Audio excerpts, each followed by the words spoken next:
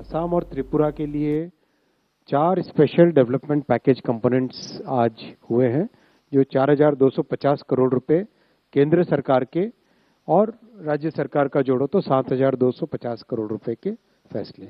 इन 11 वर्षों में प्रधानमंत्री श्री नरेंद्र मोदी जी के नेतृत्व में नॉर्थ ईस्ट में एक के बाद एक डायलॉग के through series of memorandum of settlement हुए और उसके कारण कई ऐसे ग्रुप्स जो कि मेन स्ट्रीम से बाहर थे, एजिटेशन का रास्ता उठाए हुए थे, वायलेंस में लिप्त थे, वो सब एक नॉर्मल मेन स्ट्रीम में आए।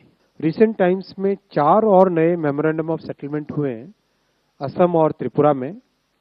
उन चारों के लिए स्पेशल डेवलपमेंट पैकेज बनाए, वो आज कैबिनेट में अप्रूव हुआ। इस 4,250 करोड़ रुपीस में सबसे पहला आसाम में है, आदिवासी ग्रुप्स ऑफ असम के साथ।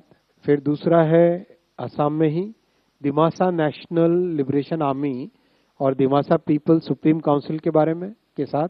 तीसरा again United liberation front of Assam के साथ, उनके कुछ ग्रुप्स थे उनके साथ। और चौथा ऑल त्रिपुरा टाइगर फोर्स और national liberation front of Tripura.